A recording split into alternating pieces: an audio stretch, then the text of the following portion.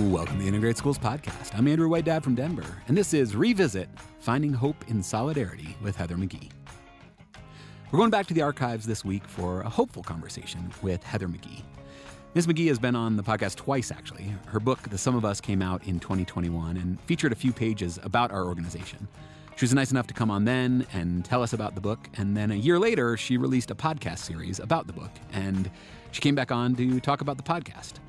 It's a hopeful story about the power of community, the need for solidarity, and what Ms. McGhee calls solidarity dividends, basically the benefits that come when we join together across lines of difference in our fight for justice. So it felt like a timely conversation for the moment we find ourselves in now, and we thought it'd be good to bring it back. So enjoy Finding Hope in Solidarity with Heather McGhee.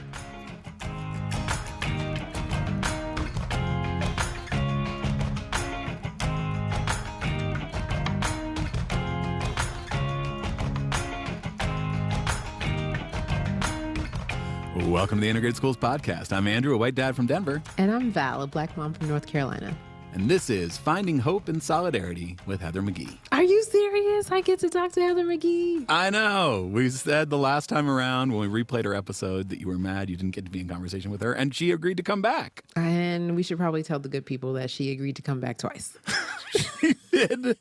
She did agree to come back twice because the first time we had just an amazing conversation. Beautiful. It was touching. It was heartwarming. It went in all sorts of unexpected places. We were able to connect in ways that you and I haven't connected before. Yeah, and I didn't record it. Nope. Didn't record, folks. Not any of it. Not any of it at all. So You'll just have to believe us. you got to trust us. It was a good conversation. If you've ever been considering joining that Patreon and throwing us a few bucks each month to help with our production, there you go. You could have heard the first conversation. That's right. That's right. But she agreed to come back, and we had an even more meaningful conversation, I think. Yes, which was very gracious of her in her busy schedule to come back. And Absolutely. she may be the hardest working woman in the business because she promotes her stuff all over the place. And she's out promoting now the podcast version of The Sum of Us, which is a whole new set of stories. She went back and revisited a couple of the old stories, but a whole bunch of new stories, mostly focused on this idea of cross-racial solidarity and the solidarity dividends, which was one of the themes of the book, The Sum of Us. You know, this week I was in Chicago doing some facilitation around some cross-racial dialogue. And someone in the audience, a white woman, said, I was just listening to Heather McGhee's podcast. And I didn't want to give it away. I was like, don't say anything. I'm so excited. Yep. So people are out there listening and really appreciating the work. Yeah, and we have a great conversation about it and about the power of cross-racial solidarity and what good can come of it, which Val, you and I try to work on every episode here. That's right. Should we take a listen? I think we should.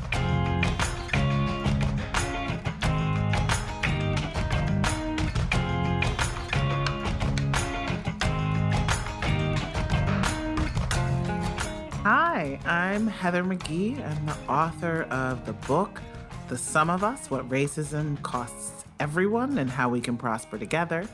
And I've created a sort of spin-off of the book in audio documentary form. It's a podcast. It's also called The Sum of Us, but it is a whole bunch of new stories of cross-racial solidarity. Yes, the podcast is great. It's so nice to hear the voices of the people that you're talking to and, feel like you are in those locations. Can you talk a little bit about why a podcast, after the success of the book, why go back and find new stories to tell, but in this new medium? Well, so the three big concepts in the book, The Sum of Us, are the zero-sum lie of racial hierarchy, the idea that progress for people of color necessarily has to come at white folks' expense.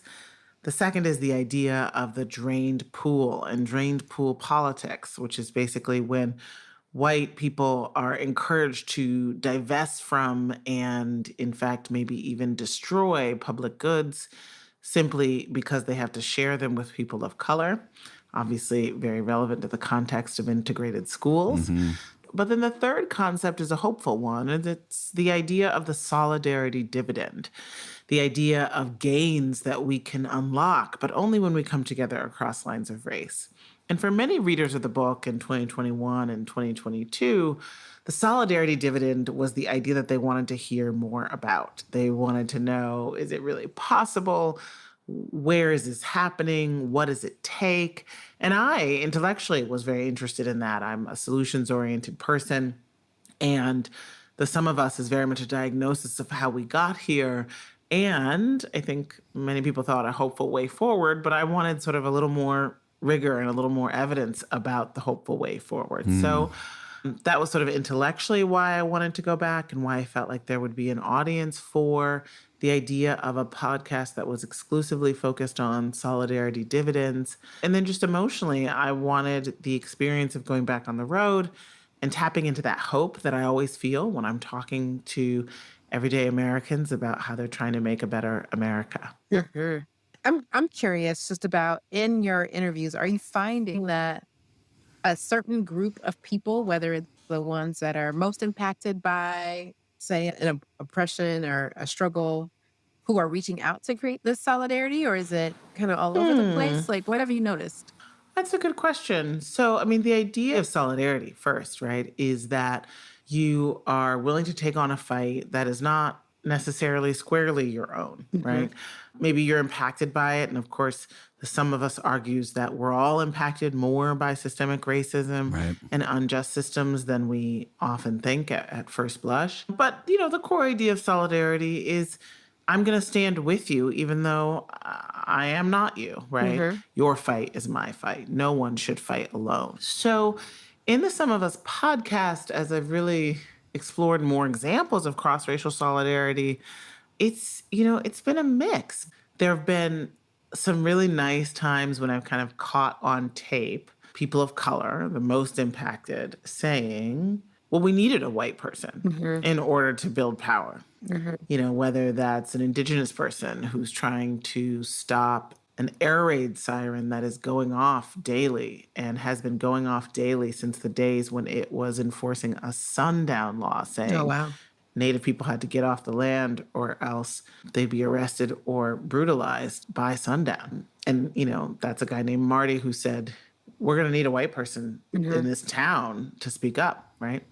Or it's the first episode, which takes place in Memphis, Tennessee, where I actually heard about what was going on in Memphis, this amazing coalition that helped to stop a pipeline that threatened the Black community and threatened the whole city's water, because the young Black leader of the movement talked about solidarity dividends in a speech, and he made the connection saying, white Memphis is not the one being targeted, but white Memphis relies on the water that is being threatened by this pipeline, right?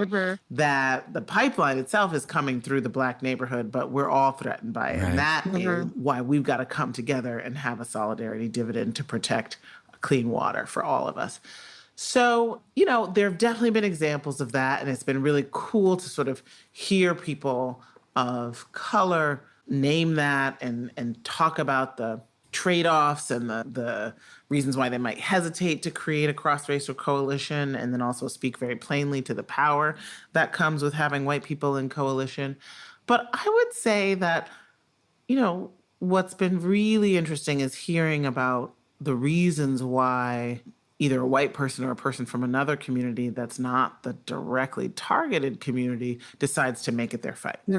Right? So in the Nevada example I gave about the sundown siren, there was a white guy named Matt who was imagine a sort of typical outdoorsman. He climbs mountains, he mountain bikes, he surfs, and he's from Santa Cruz, California, and he goes to Nevada for recreation. And he hears about the sundown siren after Ahmaud Arbery's been killed. And when Ahmaud Arbery was killed, he, as someone who spends all his life, running and exercising and all that, put himself right in his shoes. I just got goosebumps from that. Yeah. It's a goosebumpy podcast for sure, right? So, a lot of people who run saw Ahmaud's, stalking and killing as so close to home, as something they could deeply empathize with, right? That was his moment, and he reflects on it, and he, his voice breaks and he says, he was just running, and there's sort of a before Ahmaud and an after Ahmaud in Matt's life, And it was just interesting to hear how, even though he had never met a Washoe Native person, right, the tribe that's, most impacted by this history and this sundown siren, he was like, this is unjust. I can't believe that this town won't just shut this siren off. And I'm just going to do something about it. And it gave him a sense of purpose, right? His life is more meaningful than it was before, for sure, right? Everybody wants to be a part of something meaningful. But he also, had some awkward missteps and had to learn how to deal with all of his rapidly expanding consciousness without taking up the whole room, when he was in that cross-racial space. And so it's all explored in the Some of Us, the podcast, for sure. Yeah. That's awesome. Thank you. If you can sort of like take the next step there, as he became like a better ally in that fight, what was it that helped him through the awkward missteps, the early phases of, I love that idea of kind of like, this like newfound consciousness that then I think as white people, we have a tendency to then want to share with the whole world all the time in a way like we are the first people to have thought of these things. But what the Christopher Columbus scenario. Yeah, right. What was helpful in that? Well, I think it was his relationship with Marty, the Washoe Native person who was a lifelong California public schools educator. Nice. Right. So, had always been in mixed spaces, was himself, had an orientation of educating. Right. So I think it took a lot of grace and compassion from Marty and a lot of patience. And I think that their authentic relationship is really what was sort of the secret sauce of the coalition. And across the episodes, that authentic cross-racial relationship that's marked by self-awareness, usually on the part of white people, and grace and kind of empathy or position taking on the part of people of color is really something that, became very obvious to me over the journey. And many of the podcast episodes really focus on a friendship. And in the finale, I reflect on, what I learned from the journey. And that's definitely one of them. So I'm curious. So I know you dug into the history and you're looking at these wonderful stories. What has history taught us about what makes these movements hard to sustain after, like, say, we stop the pipeline or we stop the siren? Like, what can we learn from that to keep these authentic relationships going? I mean, so movements are not just moments of high activity, right? So you can be like, wow, there was a movement in the summer of 2020 and that movement is gone because I'm looking out right now. I see 5 apartment buildings in Brooklyn out of my windows and there's no Black Lives Matter sign in any of them anymore, right? So that means the movement must be gone, right?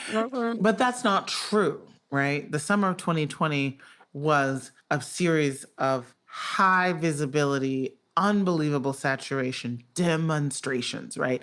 That word means something. It is a demonstration of a sentiment. That doesn't mean that sentiment is not still there. And what I really discovered on the journey for the podcast was that sentiment has really settled into people's hearts and souls and consciousness.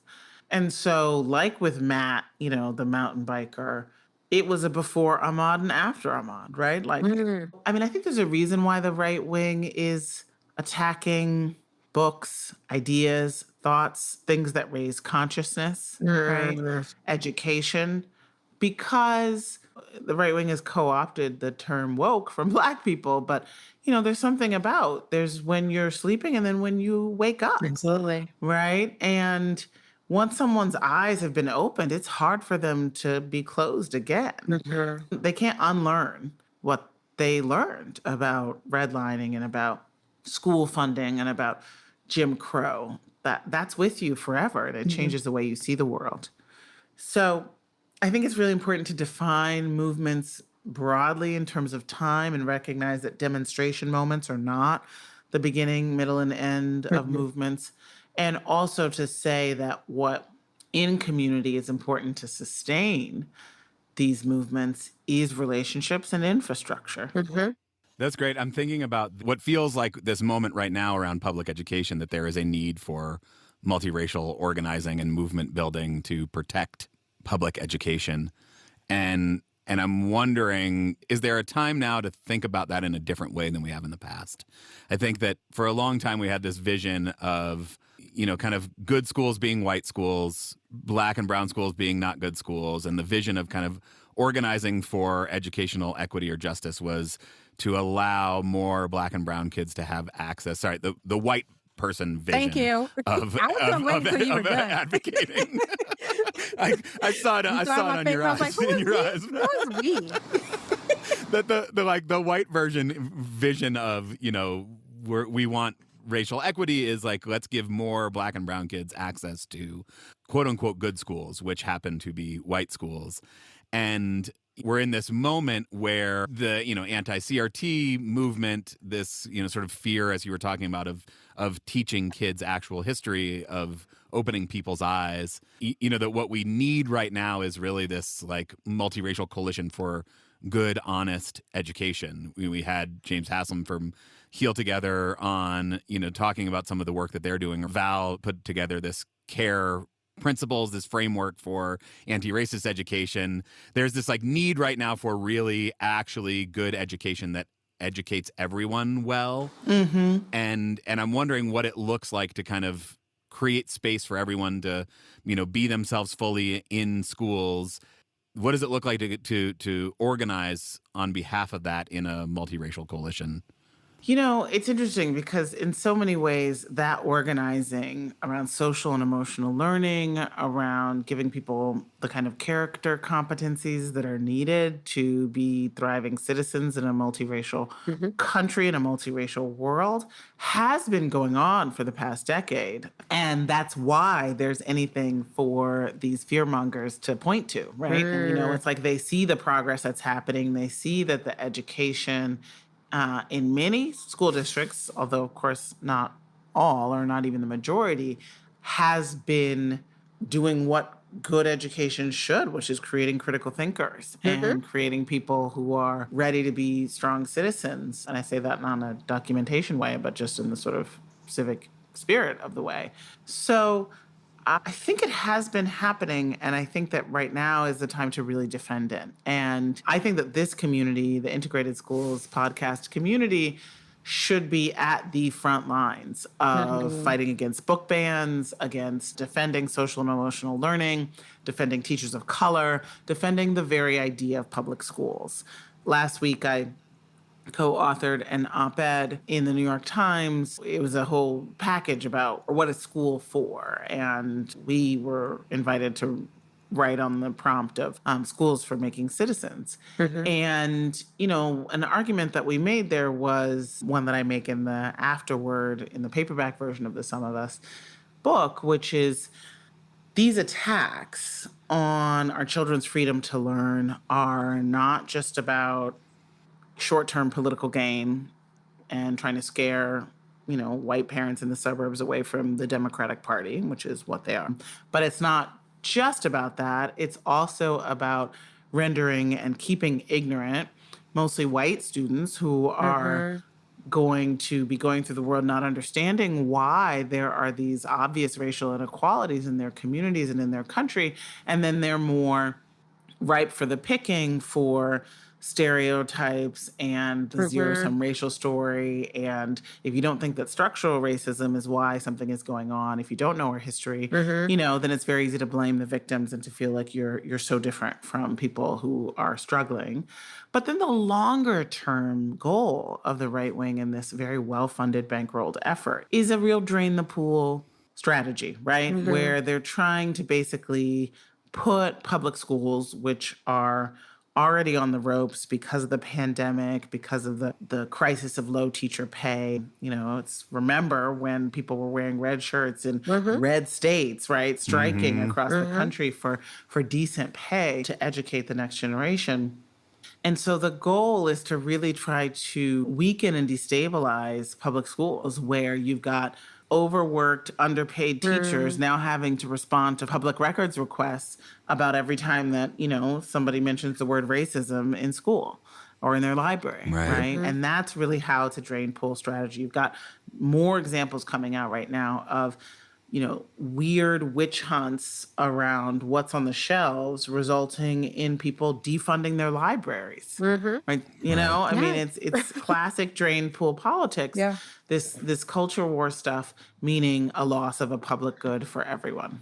Yeah, I saw a story about that. And I was like, do you understand what you just did? You defunded your own library. And for what? You don't have to read every book in the library. Something I've been thinking about, even back to the book, the kind of idea of zero sum. I'm thinking about kind of the timelines a little bit for fixing things. Like, I deeply believe that the zero sum mindset is harmful in the long run for everybody, that it's false in the long run, that we are all better off if we are all better off, that the pie is not fixed. And there are specific sort of short-term moments where there is a fixed pie, where, we've created systems that are zero sum. I think about school funding. Like, there is a fixed pie, and we should be advocating for more funding. We should be spending our time and energy going and arguing that we need to pay teachers better, that we need to fund education like it's the sort of important thing that it is. And the best case version of that is a 5 or 10 year change. What do I do right now? My kid only has one shot at third grade. I think that the integrated school example, it's about redefining what your kid needs to thrive, and recognizing that, I don't know, in some places the whiter schools are less academically rigorous than the schools that are more global majority schools. But whatever it is, right? Some evaluation you're making about what's better about the whiter school, and you may be really shortchanging them in a way that is so vital to their critical thinking, to their development as human beings, which is understanding who their neighbors are and who their fellow Americans are, and who other human beings are. So, sometimes it's about redefining what the good is, right? What is the good and for whom? And then what is even the good just for you? But in terms of the timeline, yes, right? Like, if we're talking about school funding, I was reminded of an example that one of my students in this class that I'm teaching at CUNY at the City University of New York, who's currently the field director for California Calls, which is a statewide coalition in California, was reminding us of the fight to overturn Prop 13, which is the really absurd draconian limit on property taxes that has gutted public education in California. And that there was a coalition of, lots of people to try to get something on the ballot to overturn it, and they got it on the ballot. And then when the coalition was aiming to get the increased school funding appropriated in an equitable way so that English language learners and students with disabilities would have more per pupil funding, a group of I don't know if this was the exact name of them, but it was like Moms for Education, right? Pulled out of the coalition and ended up opposing the ballot initiative.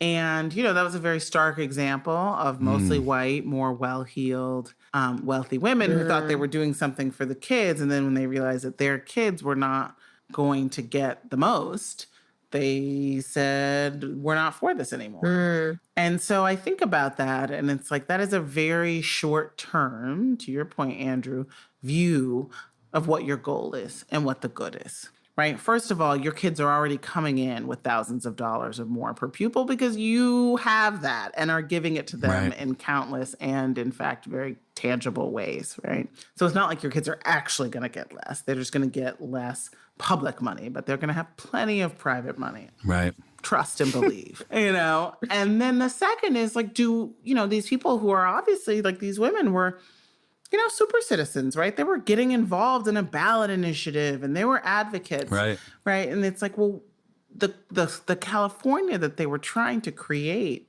you would imagine, is one where they felt like they had a long-term stake. And so is it not better for the long-term stake of California, including their children and their grandchildren, for there to be more kids from the other side of the tracks who thrive and flourish and contribute to the tax base down the road and become the person who, does the open heart surgery on your kid, and whatever it is, right? Yes. Right. So it's like, it's about redefining the good in a way that's a little more long-term. It's not so short-term, where you're thinking about all the resources that are coming into play, and you're defining what a kid needs in a more holistic way. So you were talking about creating citizens, and it took me to just my own family. And I come from a line of educator activists who I feel like that's where I learned my civic engagement from, right? And we always thought of education as liberation, and that's a path for us to do good for others and in the world, et cetera. I'm curious about who poured into you to get you to this point. I'd say it's very similar. I think for many Black folks, there is a tradition of being hyper-civically involved. I was lucky enough to grow up near my grandparents, particularly on my father's side, whom I write about in The Sum of Us. And, my maternal grandmother was an educator. She was in a sorority for Black educators. She was a principal of a school. My grandmother on my father's side was a high school guidance counselor. My grandfather on my father's side was a police officer who was in internal affairs and investigations in the Chicago Police Department in the 1960s. He was a bad mamma jamma. Okay. And they would have Democratic meetings, in their basements and stuff. And I was really fortunate to grow up when and where I did on the south side of Chicago. And it was just this sort of sense that it was everybody's duty in one way or another to keep their hand on the wheel of progress, for Black folks and for all who struggle. And then my mother is very much the person, who's holding the torch closest to me. She's a lifelong public servant, nonprofit professional in philanthropy and direct service. She's a healer, really kind of one of the foremothers of the movement around social determinants of health. Her name is Dr. Gail Christopher. People who've read the book will recognize her from the end of the book. And she founded and designed the framework for truth, racial healing, and transformation, which is an effort that communities can and are taking up to do a kind of a truth process around the racial histories and the dynamics of racial hierarchy that exist in community. If people want to learn more about that, they can go to healourcommunities.org. It's a website maintained by the Kellogg Foundation where she was when she created it.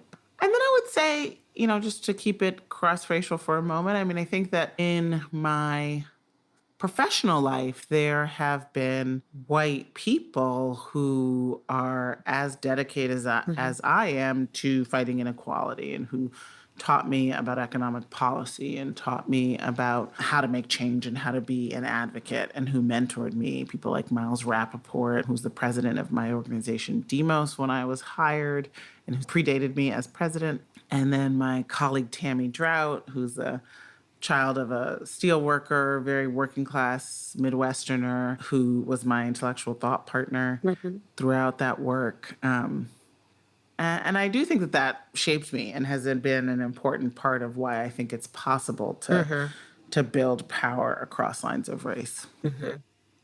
I agree. I've been lucky in that way. Thank you for being my friend, Andrew, because and working with me. Gotta try. Yeah.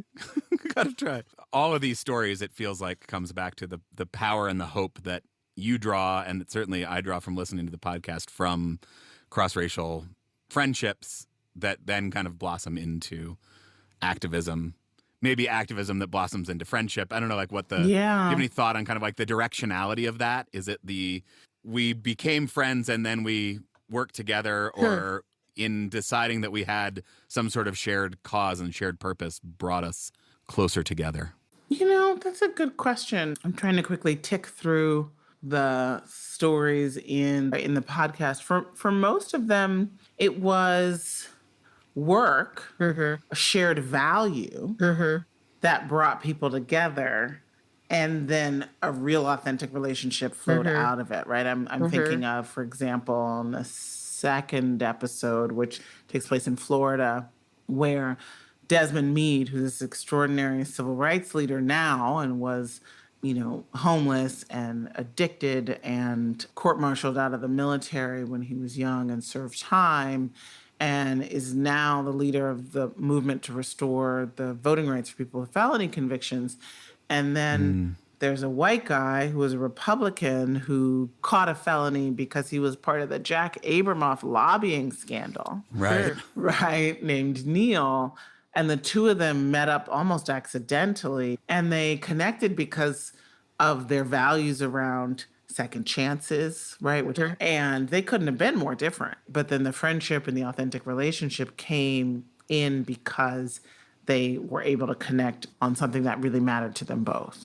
You just saying that made me just jot down like the importance of even like these opportunities for dialogue. Can you talk a little bit about that and having people even come together and talk about their values and how that matters? Yeah, it really does matter because, part of the problem right now in the wake of the pandemic and in our digitized world is that, we don't have as many spaces to connect on a human level. So often when we do connect on a human level, we actually want to avoid those deeper conversations because the media and social media tells us those are divisive conversations. We don't want to risk not liking anybody anymore because they say the wrong thing, and it's like, I just don't want to go there. Let's stuff these goodie bags for the PTA, but let's not talk about anything else because I don't want to have to hate you now. No small talk, please. But ultimately, when something really matters to you, you dive in, right? And that's what the stories in the podcast are all about, are fights that people have taken on because they really matter to them for one reason or another. And of course, the lesson here is that there's so much more that we have in common than what divides us. Yeah. I mean, I think about the episode in Kansas City and Bridget, who is organizing for minimum wage, right? Bridget's a white woman. She talks about once she got involved, her lack of fear. Yeah. That there was something liberating in actually, getting involved, that, she was sort of fighting on a grand scale for collective liberation for herself and for other people in solidarity. But there was also this kind of like micro liberation for herself, that she felt like she didn't have this state of constant fear that she had been living in, that she was sort of liberated from that. Yeah, I mean, that was one of my favorite episodes to do because Bridget and her co-conspirator, Terrence, who's a brother from Kansas City, who's also a fast food worker, they're in the book, and they're a very memorable pair of characters from the book, even though, there's like 4 lines each about them. That's the thing about a book that is, as my editor once said, I think not in a complimentary way. He was like, you're trying to swallow the ocean here. It's like there's a lot going on in the book to some of us. And so any one character gets at most like, half a page, right? But by going back to Kansas City and being able to sit and talk with Bridget and Terrence for hours and really try to unfurl their stories in this audio format, I got to dig much deeper about the shifts in their consciousness and what they used to believe and how they used to feel about being people working in poverty, and how that shifted once they began to organize, and how exposure to each other helped them to change. And for Bridget, she really had this sort of false consciousness that it was her fault that she was still stuck in a dead-end job because she was this young person with so much promise, and she ended up dropping out of school in order to take care of her mom, and putting off going to college, and taking a job that was an okay job 20 years ago. Little did she know that because of greedy corporations, the job would still be paying the same, or less in real terms, 20 years later, right? And that the market would be flooded with jobs like that. And so she really blamed herself. She really held some stereotyping racist views about Black people and about immigrants. And she had a sort of individualistic frame for how she got into this mess and what she could do to get out of it, like go back to school. Well, some astonishing share of fast food workers have college degrees or some college experience, right? Like you can't educate yourself out of a labor market that's designed for poverty, right? So when she learned by showing up to an organizing meeting for the free pizza that, Yep. you know, there were other people just like her who were different in color and language, but had her same material circumstances and were willing to take risks in their lives for something that would change her life and her children's lives. She felt empowered. And she felt like it's not my Right. fault. And I'm not Right. alone. Right. And that absolutely liberated her.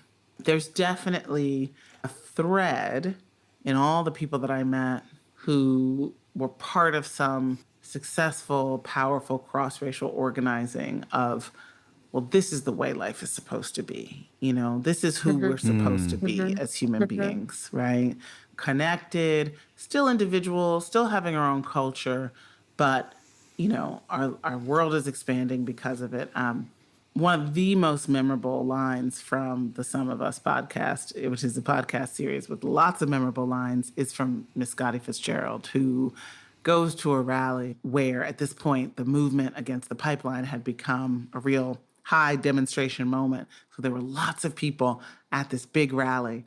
And it was a pipeline that threatened her Black neighborhood, her family, her land. They were trying to take it by eminent domain to build the pipeline. And here's what she says. It was such a mixed crowd. It was so many colors and people there that was pushing and that was for us. Have you ever seen that before in your life, all those white people? I cried because I wouldn't have thought that anybody would care. When I looked out and saw the bouquet of people, and that's what God loves, is a bouquet. Everything he made is diverse. That was beautiful. And I feel the same way, right? Seeing people, different people together, working together, that is beauty to me and liberation. Thank you, Miss Scotty. Yeah. Yeah, absolutely. And speaking of liberation, I think what I am learning about liberation is I'm going to be able to find bits and pieces of it throughout the day, maybe longer moments. Can you talk a little bit about your understanding of liberation when it comes to this work? You know, to me, liberation feels like a sense of alignment. That what I'm doing is aligned with my purpose, that I'm getting closer to figuring out and refining my definition of what my purpose is on the planet, that I'm in touch with my higher self, like that the sort of channel between me and my ancestors and my higher self is sort of open and there's not a lot of static, you know, that when challenges come as they do, I can get still and sort of listen for what the right move is and not feel trapped and betwixt and between. Yeah, that my actions and my deeds are in line with my higher self. That to me feels like liberation. Yeah. I think, and I asked that because I think previously I believed it was more of a destination. And now I'm recognizing that I can have some here because of like that alignment, or because of a meaningful conversation with Andrew, or because of like feeling connected to folks in a way that I wasn't anticipating. All of those are liberating. And Yeah. But isn't that interesting though, Val, right? How we're both talking about liberation as connection. yeah. Which in one paradigm can be, oh, I'm shackled to somebody, right? Liberation is I'm flying free on my own. You know, I don't need to be connected or tied to anybody, you know. But I think that's a very false patriarchal Western view of liberation, that it's about the individual as opposed to feeling really connected. Yeah. I mean, that's to me that's the promise of collective liberation, right? Like that's why it matters for me that you are liberated. That's why we all have a stake in each other's liberation, is because we can't actually be liberated on our own. And my connection to you is thwarted by the ways that you are oppressed. My ability to be in right relationship impacts me, it impacts you. Like we are all impacted. I think that's the collective part of liberation to me. Yeah, I like that. Final question, and we're asking all of our guests this season to talk about how their caregiving, parent schooling thing is going. So school is started. How's it going for you all? Oh my gosh. I think the last time we talked, I was like, I hope that my son can go to this good school that is so like warm and lovely and rigorous and has this great Black principal and vice principal. This is the public pre-K that's in your neighborhood. Yeah. He's now on day 3 at that school. Very good. Yay. And we're very excited about that. And, you know, I mean, his classroom is so diverse in a really beautiful way. We had the parent orientation, and I had this like totally juvenile feeling. It was like literally you're walking into the lunchroom. Yeah. And the kids had been put in the gym to play, and the parents were the ones, you know, being talked to. And I was like, ooh, there's so many cool parents in here that I want to be friends with. Oh, yay. And I was like, this is so great. So hopefully here, New York City, universal pre-K, funded by tax dollars, available to every parent at 4 years old, will be his first experience of school that really challenges him. But I am profoundly grateful for universal pre-K in New York. Yeah. It's a great equalizer. It's really great. Awesome. Thank you for sharing. It's beautiful. You have said many times everything we believe comes from the stories we are told, and I feel like your podcast is just such a great example of stories that need telling, examples of cross-racial solidarity and the good that can come from them. It's what we try to do here every episode with Val and I leaning into it, and so just, really grateful for all the work that you do, and particularly for the podcast and for coming on and sharing about it. Thank you. Thank you both so much. Thank you.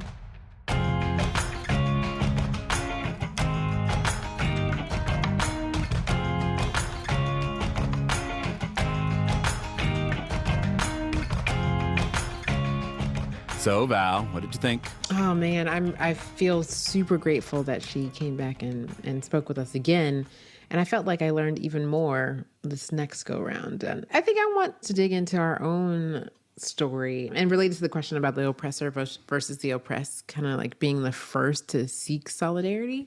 And I'm wondering if we can kind of share with listeners how we got here. Yeah, I was thinking about that too. Ties into sort of later on in the conversation we talked about. Do you join in a project together and then find the friendship, or do you find a friendship and then that leads you to joining in the work together? And I think certainly in our case, it was the work. Right. We sort of started on this project of doing this podcast together that then led to a friendship. Yeah, which I think is, just in my experience, these personal relationships are what we can count on most in any of the solidarity efforts that we undertake.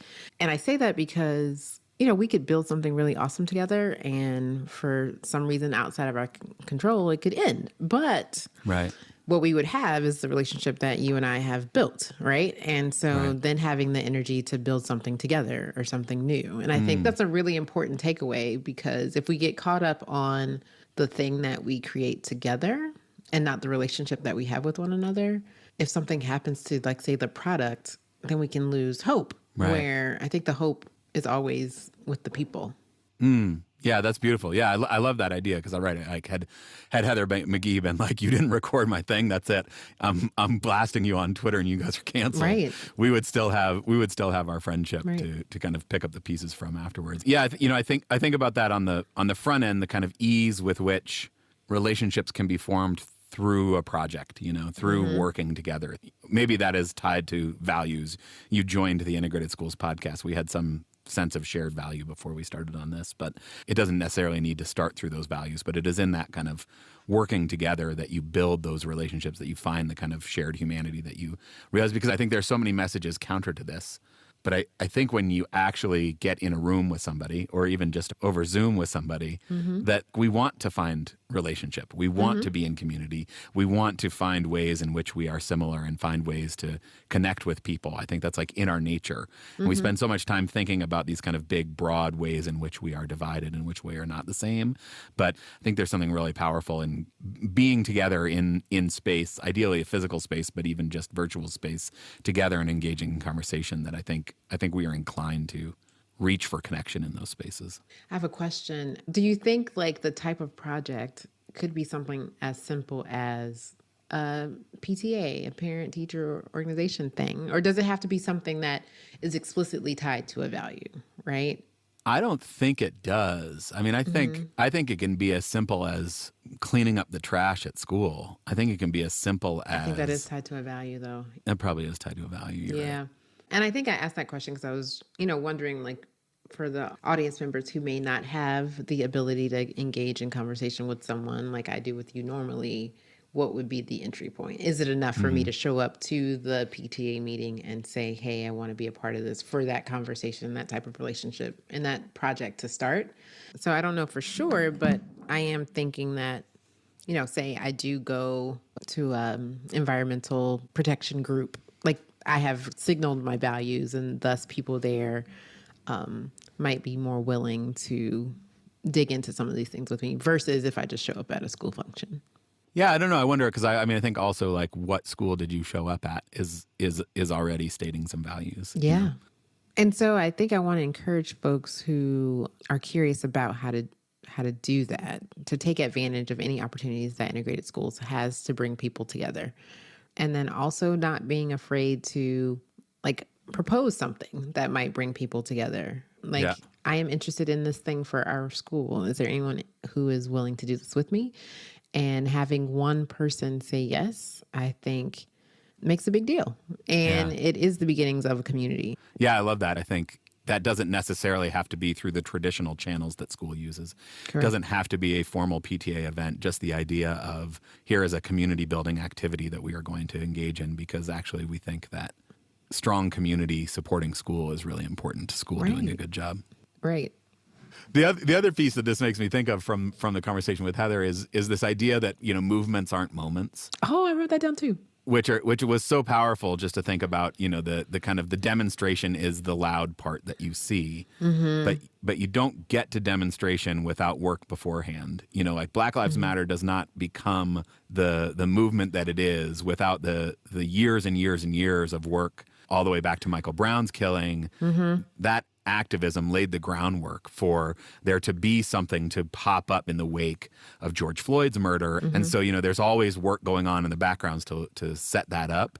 And then after that big moment, I think to your point a minute ago, for movements that are sustainable, that do end up being sustained, I think it is those relationships, that human connection that is sustaining, that keeps things going after the big showy demonstration piece. Yeah. One of my favorite things that I learned recently was just the amount of educators of color in the 30s and 40s who poured into the activists who became the civil rights activists in the 50s and 60s, right? They had teachers, they had people behind the scenes who couldn't do the work as publicly as they were able to do it. And there were lots of young people who led those movements and had conversations with their teachers about what they deserved and the rights that they wanted. And so generational work is happening now. And so we don't actually know what our investments will turn into for the people who follow us, but we have this sense that it's important enough to do.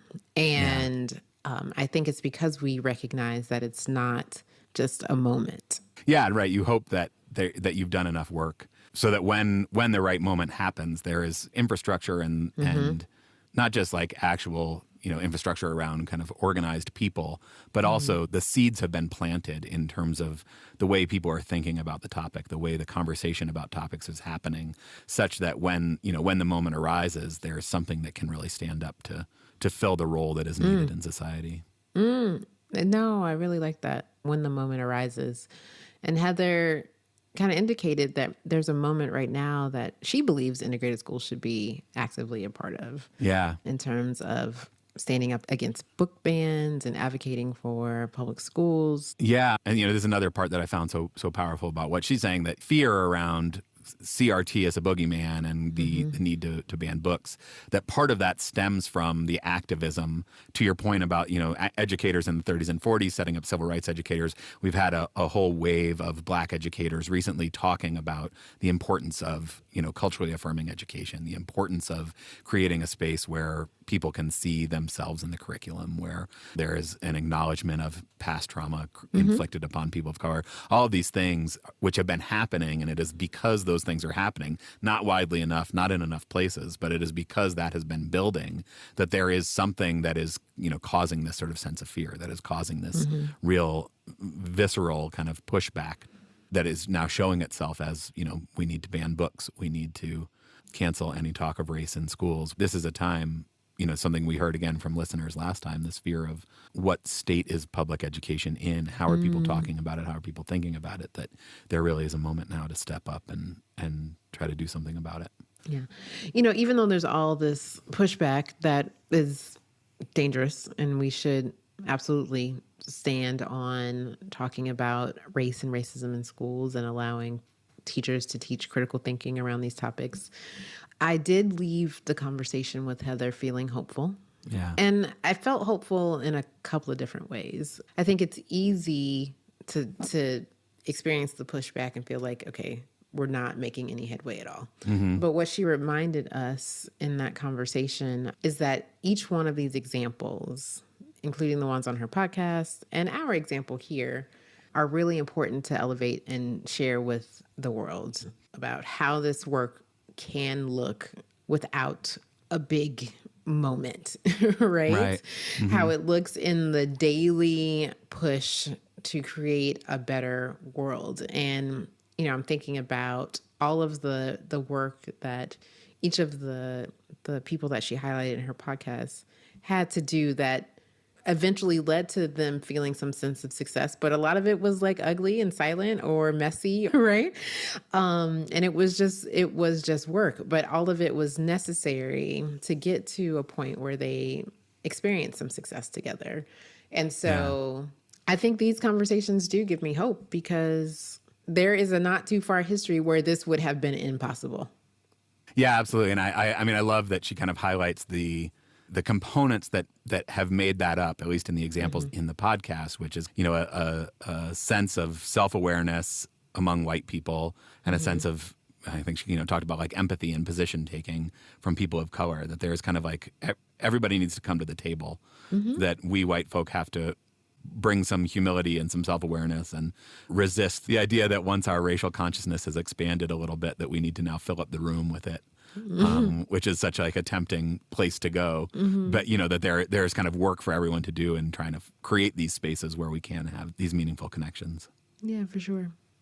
One thing she said that is like unequivocally true and also sort of stuck out to me a little bit was, you asked her like sort of who poured into her.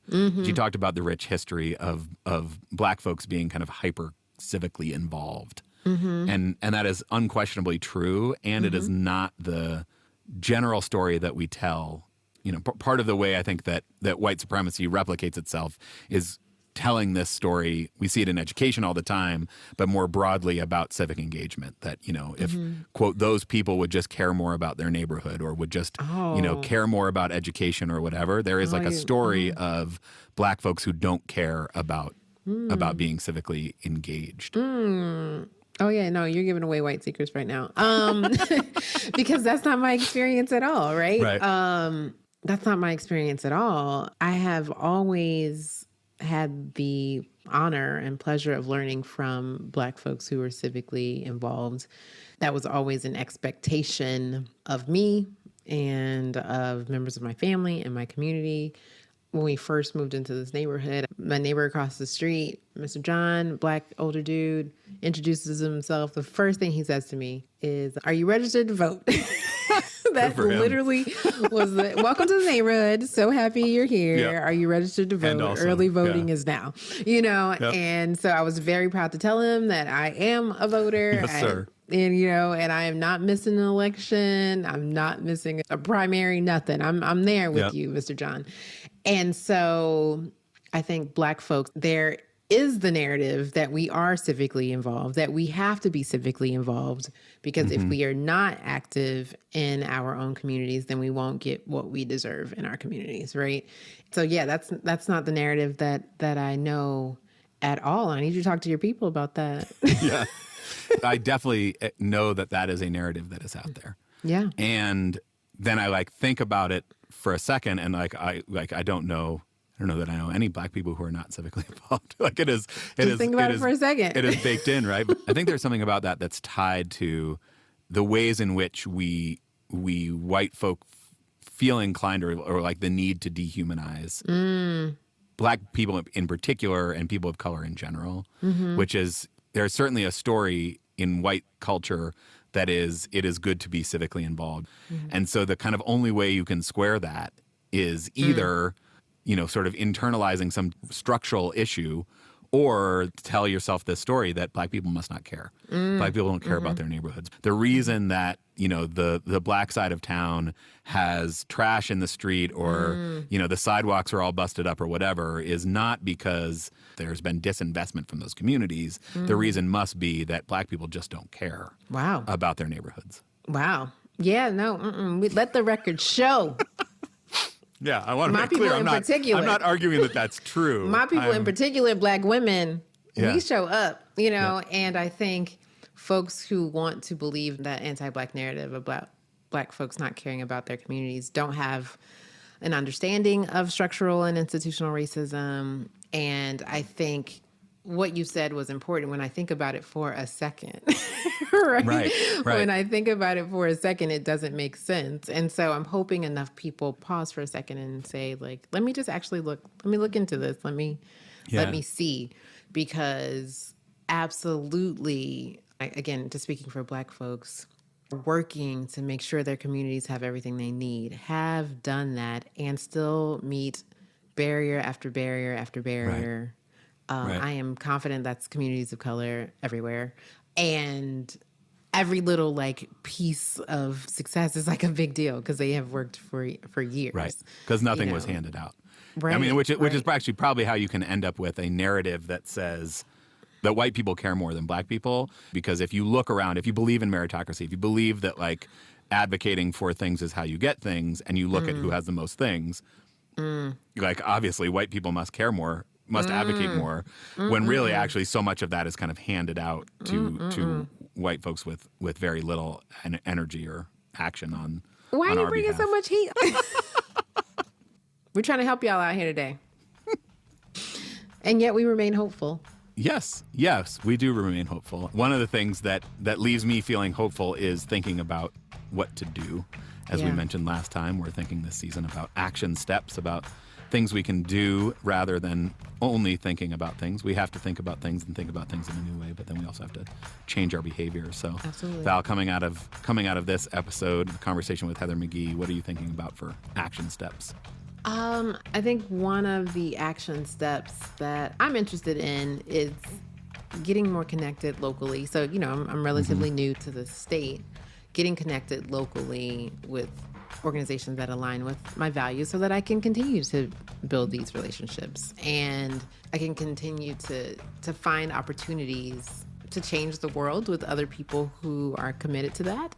Yeah. And I imagine that if it starts with something that I'm passionate about, say it's my kids' school, and I am getting to know someone and they're passionate about the environment and climate change and how we can do that. I am so excited about now doing that work with you too, right? Right. That's the action that I want to take. I'm ready to dig in. I'm settled. I'm ready to dig in and get connected to the community locally. Yeah, I love that. The idea of finding opportunities. I think particularly I've been feeling lately to actually be in person together with people, to share space. In the event you can share a meal, it's so powerful. Yeah, finding just small ways to be in physical space, whether even that's just something I think about most days now is getting out of my car when I take my youngest to elementary school, or when I go to pick up my oldest at middle school, getting out of the car and just, standing outside with the opportunity to talk to, maybe it's just one person, maybe it's two people, to kind of, nurture those little relationships, because you never know which of them are going to blossom into something. And there's so much that happens that can be beautiful on a school campus and in the halls, and there are opportunities right in your kids' classes to start having these meaningful conversations and relationships. And so if we can model that for them, what a wonderful world. I'm feeling it. I'm feeling it. So are we ever going to break bread? I mean, outside of me eating on the podcast and being muted? Yes. We have to find it. We have to find a time. We will find a time. Yeah. The other thing I'm thinking about is just the power of stories. I think one of the things the Some of Us book was so amazing because it kind of, highlighted these little individual snippets of people's lives and their stories. And then the podcast is also really powerful because the medium of a podcast is really great for bringing people inside of relationships, and this idea that the things we believe are because of the stories we've been told. So one action step I definitely want to encourage listeners to do is go listen to the Some of Us podcast. And if you haven't read the book, read the book. And then think about sharing those stories, because these stories of cross-racial solidarity are ways to give people hope, are ways to kind of push back on the constant stream of news we hear about dysfunction, about separation. And like Heather said, going out around the world and talking to people who are trying to make the country a better place is hopeful, because there is lots of that happening. Yeah. Remain curious, good people. Beautiful. Well, listeners, we want to hear from you. Let us know what you're thinking, how you're feeling, what action steps you're taking as you're listening to the podcast. Shoot us a voice memo. That would be awesome. We'll play your actions that you're taking. We love hearing from you. Yeah, that'd be great. Find the Voice Memos app, record something, and email it off to podcast@integratedschools.org. You can also help us keep the podcast going, help avoid potential future issues around recording or not. Please. By joining our Patreon, patreon.com/integrated-schools. We'd be incredibly grateful for your support. Awesome. Thank you so much. Share this podcast and all the others and the resources associated with them. We want to continue to build this community, and we need your help. Yes. Well, Val, it is an honor, as always, to be in this with you as I try to know better and do better. Until next time.